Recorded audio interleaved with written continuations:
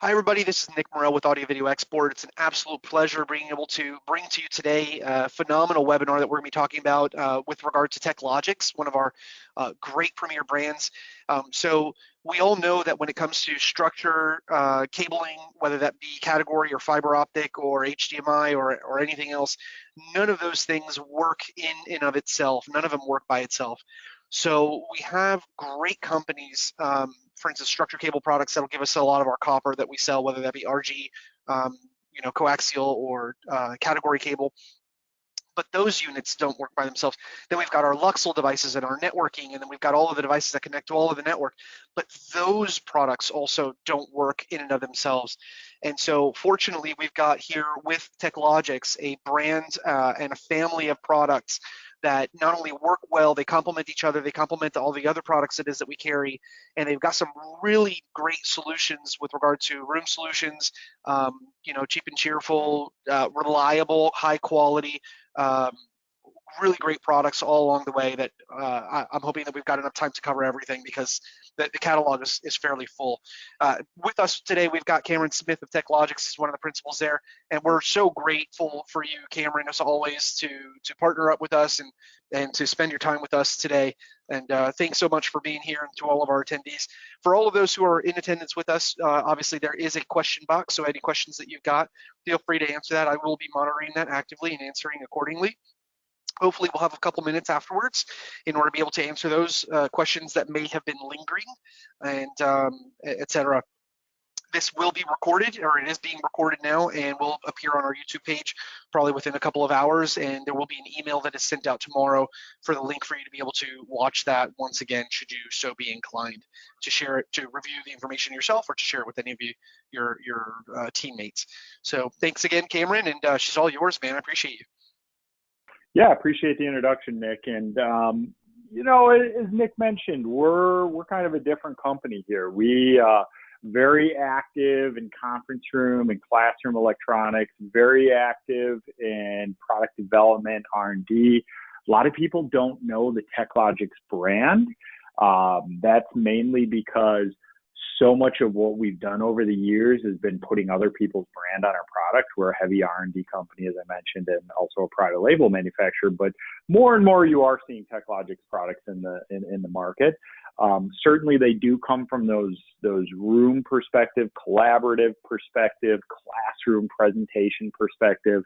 But today, we're going to talk about something a little bit different. We're going to talk about fiber optics. And if you look at the fastest growing part of our company, it is certainly fiber and all things fiber. What do I do for cabling? What do I do for installation accessories, racks, panels, wall plates? But today's topic is around two things. One, why are we seeing fiber? This actually comes from a CEDIA class that we teach. We're really active in education. We do the CEDIA certifications. We do the Infocom Avixa certifications for fiber. We love doing things like what we're doing today. But the second part of this is, what do you plug into the fiber? And I found that that's the important thing, right? Everybody knows fiber has been around for a long time. I mean, this is a 50-year-old technology. We've been using it for telecommunications and broadcast and, maybe long wiring for security cameras or things like that. But in most AV systems, it hasn't been super relevant. Well, that's changing. And if you look at what we do at the heart of our company, Techlogix, it's certainly around how do I actually use my fiber to do something? And we're going to look at those products today. But before we get there, let's talk a little bit about the opportunity. Let's talk about why we're seeing fiber. What's driving this? Whether you're coming to us today from the residential side of the business, the commercial side of the business, security, datacom, this is all kind of relevant across the board. And one of the big things that we are seeing that's driving the proliferation of fiber out there is the increase in streaming technologies. Folks are using the network to watch their video, to get their TV signals. The set-top box, the cable TV box, that's being replaced by smart TVs. That's being replaced by media players. And if we look at the statistics just here in the United States, and I know there's people on today from literally all over the world, right? Central America, Caribbean, Florida, all over the place. A lot of people are on this. But if we look at what we're seeing here in the United States, this trend is really, really increasing very quickly. And most of the different integrators that I personally work with worldwide, they tend to work with affluent to upper class end users and customers, right? And when we look at the statistics around how is technology being deployed with a lot of these enterprise end users, what we're finding is those connected devices are certainly becoming more and more important. It used to be that, if we look at 2018, we saw that here in the United States, at least about 23 connected devices were in each average U.S. middle class home. We've seen that last year, that number is now over 50 connected devices. So it's moving really, really fast. Definitely something that we should all pay attention to, network proliferation of connected devices. Now, the other thing we're seeing, and this is certainly applicable to a lot of different installations, AV over IP, right? That big matrix, that centralized matrix switcher is being replaced by a decentralized AV over IP system that connects with the network. And when you start to talk about 4K video, 8K video, integration of all kinds of different signals like IR, 232, Ethernet, well, now we have a lot of bandwidth, and bandwidth is the magic conversation here. The more bandwidth we have, the more we have to look at a cabling infrastructure that actually supports that bandwidth, and that's where fiber really comes into play. Now, another really interesting dynamic, and we saw this within the last year or so, the cost of copper. Nick had mentioned SCP, and granted, you may be using SCP cable, you may be using all kinds of different copper cable, but I'm guessing you have seen the cost of copper cable has really increased pretty aggressively over the last year or so. Copper's gotten expensive. Well, the interesting thing is fiber has actually come down in cost. So as we watch copper go up, we've watched fiber go down. Big part of why fiber is going down in price is because the glass is predominantly made here in North America. I'm located in Wisconsin. We actually build a lot of the glass here in the States. So we're not looking at transportation costs. We're not seeing a lot of delays in manufacturing of things like optical glass. We're not seeing tariffs affect this. And we're also seeing the scale of fibers really increasing. So as copper goes up, fiber comes down. And now the interesting thing is you have parity between things like Cat6 and things like optical single mode fiber. And by the way, I don't expect that everybody who's on this call today is going to be an expert when it comes to, all the different acronyms and types of fiber and connectors and things like that. And I'd certainly encourage you, if you do want to learn more, there's some really good online resources. We've contributed a lot to them. We try to do a lot of education, and you'll see a link at the end of this session that has some of those, popular resources that you can, view at your convenience, watch at your convenience, and continue to move into this kind of the fiber direction. But here's the punchline. I will tell you that we have right now about 24 active classes that we teach with various different industry groups. So again, very active with education. We try to incorporate this slide in most of those because I think this is one of the most telling slides when someone's trying to look at a copper installation versus a fiber installation. And don't get me wrong, as Nick and the folks at AV Export can attest to, Techlogix builds a lot of copper equipment. We build a lot of HDBaseT extenders. We build splitters. We build things like that. And we love them, and we're grateful for that too. Yeah. I mean, it's still a really big part of our business. In fact, we sell more twisted pair extenders than we sell fiber optic extenders, and we'll get into that. But what you're seeing is the fiber infrastructure now is starting to be on par from a cost standpoint. And when you start to look at the specs and say, okay, if the price is the same and I can get a cable that has zero interference, over 100 pound, over a 200 pound pull rating, a bend radius that lets me tie the cables in knots, a cable that can go outside, inside, really go anywhere you want, and the cost is still the same, a lot of people are now starting to opt for these fiber optic infrastructures. Now, will copper come down in price? Yes, it will. When? I don't know that anybody knows. And, you know, even when you start to look at parity and things like bandwidth, which is really the final part of the conversation we want to talk about, there's a lot of reasons why fiber is going to have staying power here. And let's talk about that bandwidth here for a minute, because this is really, really relevant to that audiovisual installation, right? Commercial, residential, again, security, broadcast, digital signage, doesn't matter the part of the market that you're playing in. Odds are you're dealing with high definition content. It used to be 1080p. That was the big signal we all worked with. And 1080p worked great on copper. Perfect. But now what we've seen is folks are transitioning to 4K. That might be because your display is a 4K only display. It just so happens that Samsung and LG and Sony and all the major display manufacturers and JVC Kenwood projector manufacturers, they're putting in the 4K chips now. They're standardizing on the 4K chips. And 4K was really the first time that we saw this bandwidth push beyond what a copper cable could do, i.e. 10 gig. 10 gig was kind of that ceiling, you know, the physical ceiling of Cat 5, Cat 6, Cat 6A, Cat 7 even. That maxes out at 10 gig. And now here we have a 4K signal pushing all the way up to 18 gig.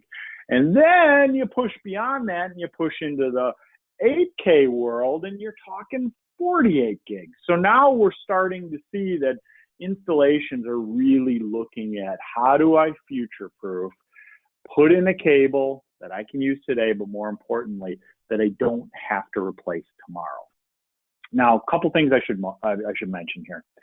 When we talk about 18 gig, when we talk about 48 gig, these are point-to-point video bandwidths, okay? This is source to destination through a video-related channel, like an HDMI cable or a DisplayPort cable or something like that. This is not a network-based signal. When we start to talk about the network, it's a slightly different conversation. So the network is a streaming protocol, right? A packetized protocol that we're bringing in through, you know, typically like an internet connection, maybe it's a network connection, AV over IP, something like that, but it's definitely a packetized IP-based signal that is being delivered. And what gets really interesting is you can take that signal and you can really put it into three different categories: low bandwidth devices, moderate bandwidth devices, and high bandwidth devices. And this is kind of what you'd expect, right? A low bandwidth device is an audio or a control-based device, for lack of a better, term here. These things don't use a lot of bandwidth. Not a big deal when we're talking about connecting to the network. It's really when we incorporate video, and now all of a sudden you see the bandwidth really start to increase. If we look at just basically non-high definition, standard def video delivery devices, things like, video doorbells, maybe it's an IP security camera, not a tremendous amount of video bandwidth is required. Now, one thing I should mention is when you look at these numbers, it is per concurrent connection, meaning that if we have one standard def security camera, 2 meg, not a big deal. But if we have 8 of them, well, it starts to add up pretty quickly. But it's certainly when we go into this HD realm, 1080p, look what we just did. We jumped up to 5 meg, 4K, we jumped to 25 meg, 8K, we jumped to 60 meg per concurrent connection. That's a lot of bandwidth, okay? And when we start to look at our projects, let's say we're doing residential installation, right? We have a house, we have 4 TVs maybe. Each TV today is 1080p, but we know they're going to go to 4K, and 2 years from now, we know our customer, they're going to go to 8K. You better have a cable that's going to support that. And then on top of that, we're going to throw in some security cameras and some, streaming tablets and maybe some video game systems, whatever it is, it all adds up. And the cool thing about when you're looking at networks and bandwidth and cabling and all of this is we can actually do a little bit of math here and say, do I have the right cable? Do I have the right network switch? Am I building the right system for this? Commercial, hey, same conversation. We might not be watching TV, but we're doing a lot of remote workforce. We're doing a lot of, webinars, video conferencing, IP-based phones, again, security cameras. All of this plays into the conversation. And if you can buy a cable that's literally the same price as a Cat6 cable, but now you have unlimited bandwidth potential in the future, you just have to replace your network switches. This is where fiber is really, really driving pretty quickly in these AV industries. Now, so we've talked a little bit about the why, right? This is why we're seeing fiber being deployed. So now let's talk a little bit about the how. How do we do it, right? And again, we're not going to get into the cabling and the connectors and all of that kind of stuff. Today's conversation is more around the actual devices that let you accomplish this. We will show you some links at the end because this is something that we always get. People ask, well, how do I get started? How do I design a system? There's great resources online. But let's start with something that's pretty simple here. Let's start with cables that are built with fiber optic cores. Okay, popular technology for a lot of different manufacturers. A lot of different manufacturers call them fiber-based cables, but they're not necessarily made out of regular fiber. And as you'll see here in a minute, that's critical here. You want to get performance to really work well. You want to be able to handle uncompressed 4K, 8K, USB, things like that. You got to really deal in that fiber optic world just because bandwidth dictates it. So what we're going to talk about here are regular old cables that are built with fiber, okay? No power supplies, no programming, nothing funky here, just a regular old cable. And those cables could be 1 meter long, those cables could be 50 meters long, and actually there's some new products out now. This slide's a little bit old. This slide's probably about 60 days old. There's products now that push these distances all the way out to 100 meters, 330 feet. Now, again, plug and play cables, okay? So why do we go to fiber? Why does fiber make sense? Because most people have been installing cables for quite some time. They're all copper-based, right? That's what we've been using. Well, fiber does give you that distance. Fiber does take the distance of video distribution and move it beyond the typical spec limitations, okay? If we're talking about something like HDMI, that's typically a 30-foot cable. When you start to push beyond 30 feet, now you need to have active processing or an HD-based extender or something like that. Fiber doesn't care about that. It has all the bandwidth. But we are still talking about, bandwidth, high bandwidth. And maybe it's SuperSpeed USB. Maybe it's that camera that you're using for video conferencing that you need to connect to a PC and you need to go more than 10 feet. That's the max distance for SuperSpeed USB. Fiber does that. Often, it's because we have problems with using copper. Maybe it's static. Maybe it's interference. Maybe it's because, Nick and I were chatting before we started here. I live in a 200-year-old house. I live in a really old house that the ground planes in my house are all over the place. Older buildings, different ground planes. That can wreak havoc. Major issues on copper-based video distribution. Well, fiber doesn't have that issue. It's completely immune to interference and electrical noise and different grounding issues and things like that. But also when you start to move or remove different parts of the equipment, like the power supply, that's what tends to fail. CPUs, those tend to fail. This type of technology doesn't have any of that. So now you're dealing with a plug and play cable that just simply works. What we found though, often it comes down to price.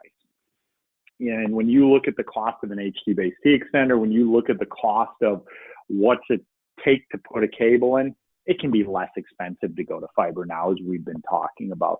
And a lot of that comes from using standard off-the-shelf fiber, the same stuff that you'd put in the ground and use for internet signal distribution from city to city or building to building. You can use that to build cables. And companies like Techlogix, we do that.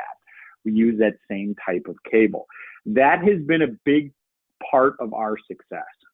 Being a standard cable manufacturing company it allows us to build what we build in really high volume. And by doing that, that's how you get the cost of a cable down to $120. That's how you get the cost of a cable down to 20 cents per foot. That's what's driving this transition from, regular Cat 6 or maybe a shielded Cat 6 cable into this optical world. So let's talk a little bit about the specific products.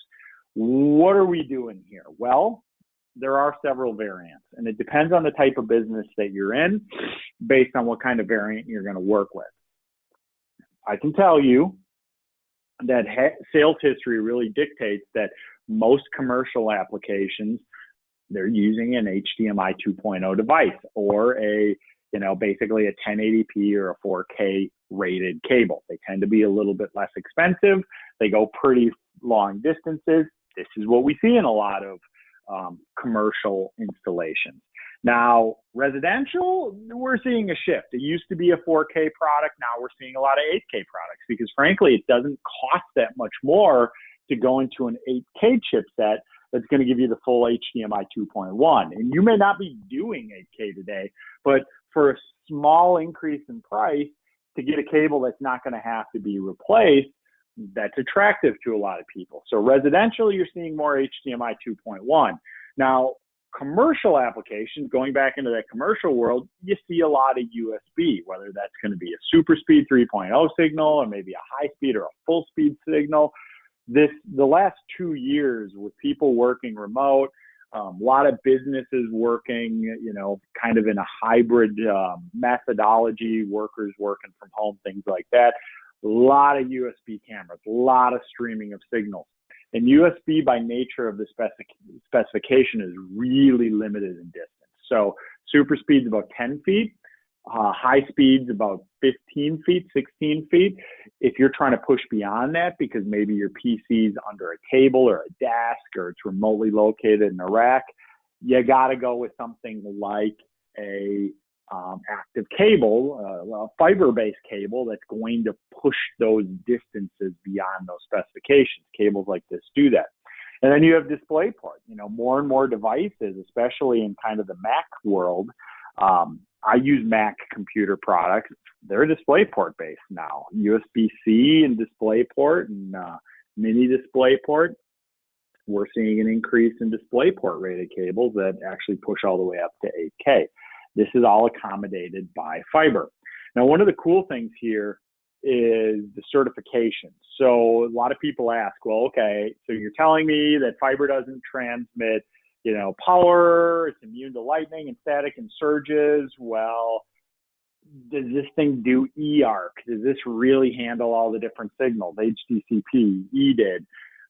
Tell me, what are we doing here? How does this work? Well, first of all, the way the cables are built, there is actually some copper inside of here for things like HDCP, things like EDID distribution, things like the 5 volts. As you know, with USB, you got to have power going from point A to point B.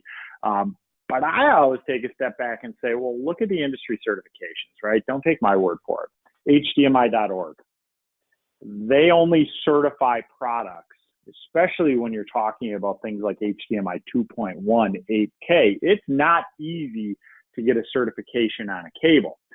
Fiber-based cables are. They're pushing through all of the bandwidth. They're pushing through all the different portions of the signal. You look at 2.0, HDMI 2.0, same conversation. You look at USB 3.0, SuperSpeed USB. It's got to be within that specification. You have to deliver power. So all of this is part of the cable technology you're seeing on the market now. One of the other questions that we often get is, well, okay, my understanding is fiber is pretty brittle. It's hard to work with. That's not the case with modern fiber optics. In fact, you look at the bend ratings of cables like this, 1.8 inch bend rating, okay? That's actually a tighter bend rating than most twisted pair cable that you're going to work with. Bending twisted pair cable tighter than that is going to get the twists out of ratio, and you're going to have issues. Pull strength, twisted pair cable is at 25 pounds. You look at these cables, 70 pounds. There's a lot of advantages when you actually start to break down the cables and understand how they're constructed and realize that, hey, they're actually stronger than most of the different technology we've been using for years. So again, lots and lots of advantages, but probably one of my favorites here, other than price alone, is the fact that fiber can be reworked. And let me tell you, this is a big deal right here, okay? Because if we look at the evolution of technology, right? We talked about it a little bit. Technology is evolving. We are going from these point-to-point HDMI runs, point-to-point USB runs, and we are seeing this migration into an AV over IP, network-based, connected world. And if you have a cable that is built with standard fiber, and that's the question you need to ask, is this fiber that I can work with? Is it standard fiber? Well, now we can terminate it. Now we can rework it. You pull a cable like this, it gets damaged in the field, drywall screw hits it, a mouse chews through it.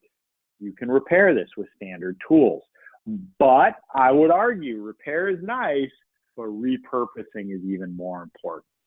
As you're pulling cables, as you're connecting the display to the matrix, the display to the source device, you can go back a year from now, 2 years from now, and re-terminate that cable and turn it into something different. That will be critical. And part of that's going to be dictated by the way technology continues to evolve. Part of that's going to be dictated by just usability by a lot of the clients out there, the end users. They want to stream their media.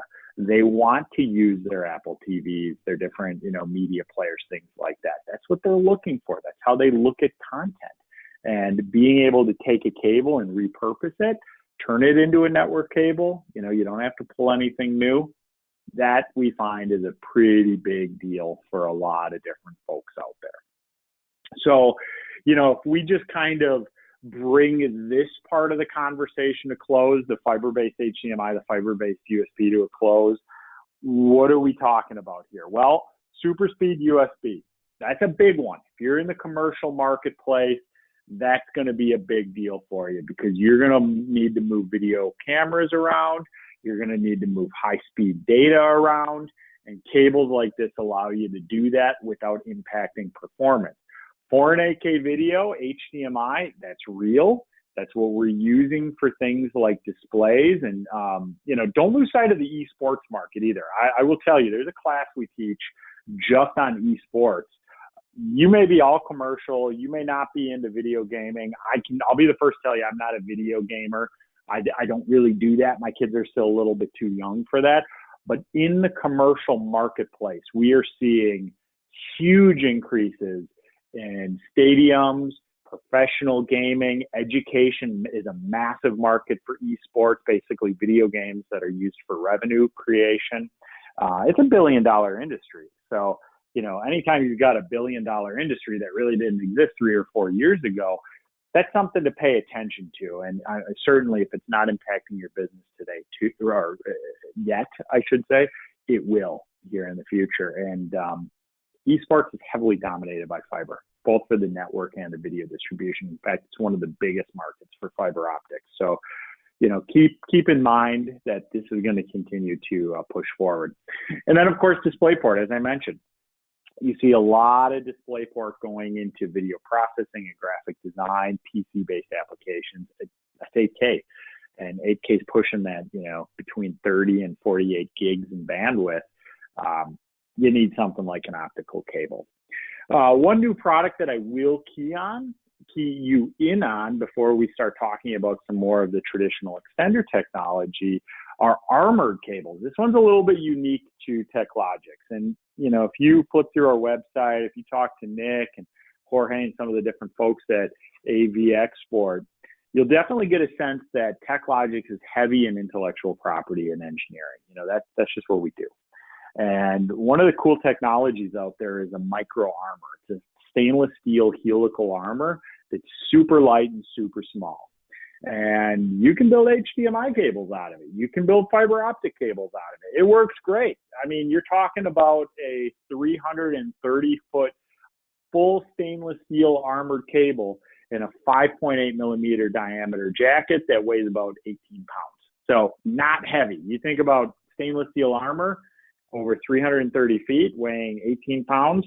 That's pretty conducive here. So that's certainly something that we're seeing a lot of demand for. You can build these cables with outdoor rated jackets, which are really nice in environments that are humid or going outdoors or maybe susceptible to rodents and things like that. Residential, it's a lot of outdoor TVs.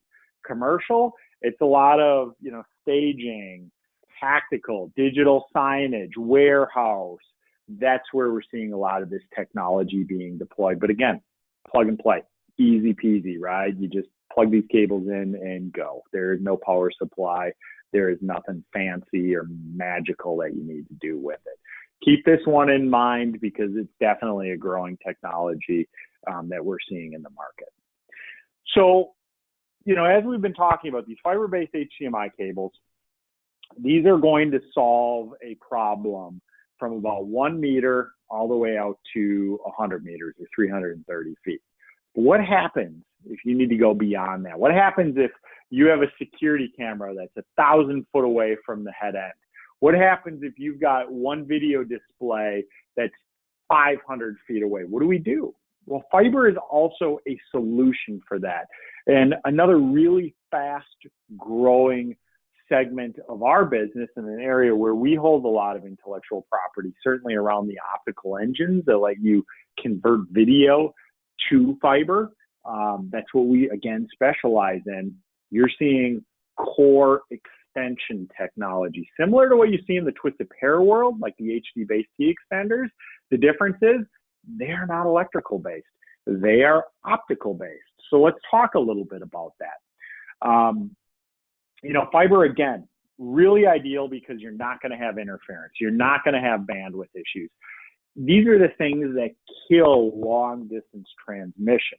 If you take the different electrical parts of that HDMI stream and you put each one of those parts onto an optical waveform, basically a laser, a beam of light, what you find is you can actually send your signals reliably with no latency, no signal dropout, all the way out to 6 miles, depending on that optical circuit. Now, what we see in the real world is most people are usually within about 1,000 feet. So we're building different extenders that, you can take and go short distances, i.e. 1,000 feet or less, or you can go long distances, 6 miles or less. That's kind of what you're seeing. And it depends a large part on what kind of fiber you're using. 2 different types of fiber, single mode and multi-mode. Multi-mode, shorter distance transmission. Single mode, short and long distance transmission. It has to do with the size of the optical glass. Good news is most of the electronics you're seeing on the market really don't care.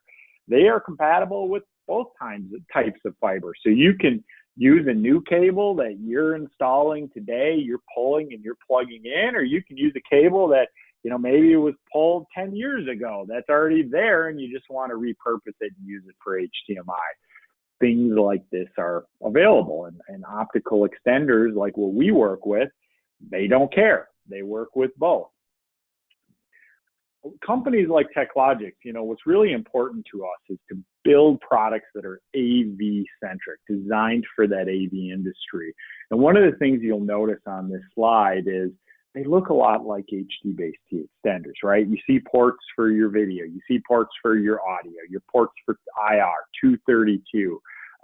And by the way, this is only 3 of several different models. You can get models that have, embedded Ethernet and audio de-embedding and ARC, audio return channel processing and extraction and things like that. All kinds of different options. And, you're certainly going to see more options from more manufacturers out there over the coming years because so many people are now turning to fiber for signal distribution. So, pay attention to this category because the way I look at it, this makes fiber real for a lot of folks. They get it. They get the price. They understand the cable's up and coming. They understand that it really should be pulled. But at the end of the day, what do you plug into it?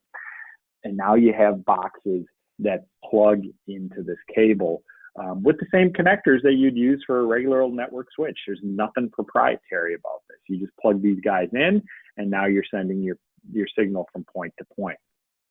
I will tell you one of the things, though, that I find is most people are not using their bulk fiber for video distribution.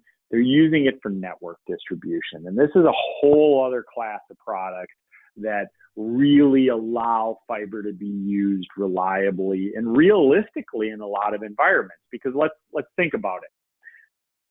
Most of the different consumer electronics and even the pro electronics out there are not fiber-based. The reality is they still have RJ45 ports on them. They don't have fiber ports yet. So how do we connect a security camera, an access point, a network switch, whatever your device is? How do we connect that to a fiber cable? You might get it, right? You might understand that, yeah, it's great. This is a small cable. It's a strong cable. It's a cheap cable. It goes really long distances, but it doesn't matter if I can't plug stuff into it. Well, the next class of technology is really changing that for people, and they're really doing it inexpensively. That's another key thing. Cable's inexpensive, but also things like media converters.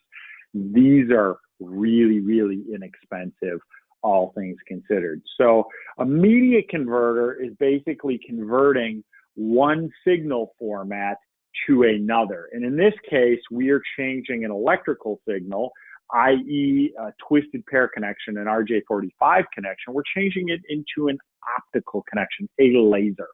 And by doing so, we can take that laser and we can go really long distances. We can take that laser and we can handle really high bandwidth. That's why media converters are really nice. They make fiber real for a lot of different folks out there. They let you connect your access point. They let you connect your security cameras, your network switches, whatever those devices are. Media converters will let you connect them to that fiber optic cable. And they're really not that expensive. I mean, these are sub $100, depending on the different models. So, it's not terribly expensive. In fact, a set of media converters is typically significantly less expensive than most HD-based T extenders. And these, again, let you really harness the distance and bandwidth and reliability that an optical cable is going to deliver. So media converters, really some of the top selling electronics out there. Now, the downfall of a media converter is they tend to be pretty isolated in terms of performance, right? We look at this is about as expanded as you're going to get. One fiber port, two RJ45 ports. What happens if I have 3 cameras? What happens if I have 4 cameras and an access point? What do we do now?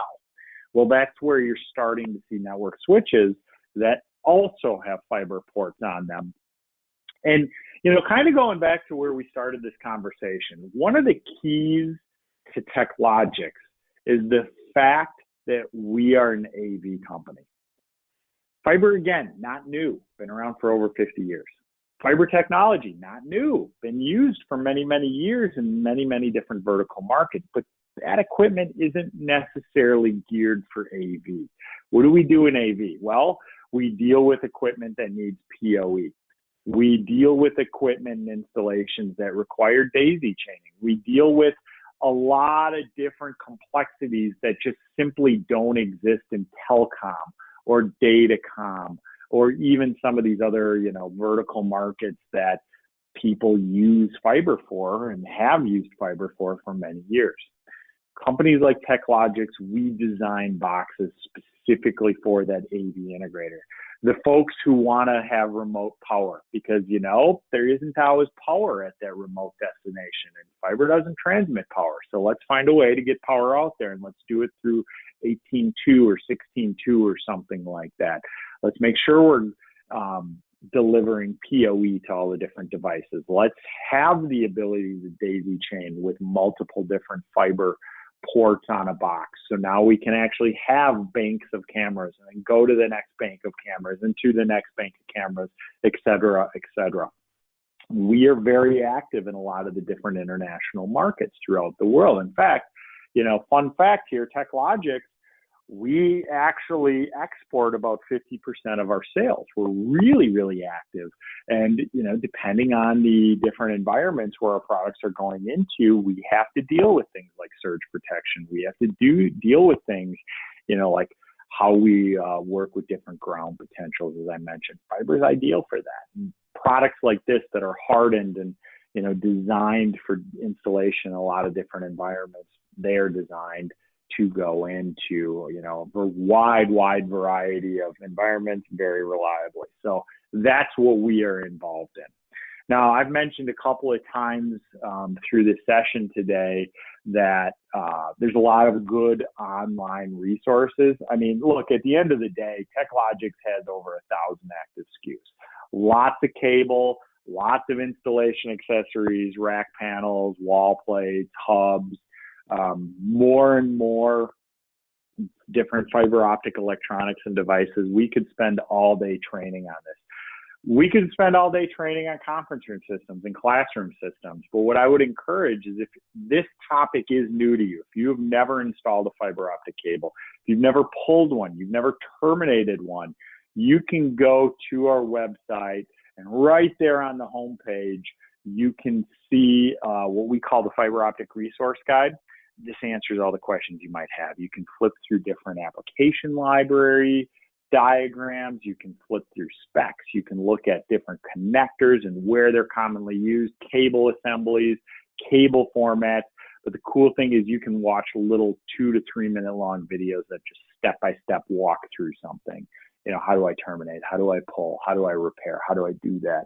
And this is all part of why we teach a lot of these classes in the industry. So if you do have questions, you do want to learn more, I'd encourage, watch some of the videos. And it's all agnostic information. There is nothing in our resource guide that's proprietary to Techlogix. We try to be as open source as possible, as relevant across all kinds of different platforms. So, as you're looking at doing your job, you can do your job with all kinds of different manufacturers out there. So with all of that said, I want to thank Nick and the folks at AV Export again for inviting me here today. And, I want to thank you for showing up and, giving me 45 to 60 minutes. Man, Cameron, thanks so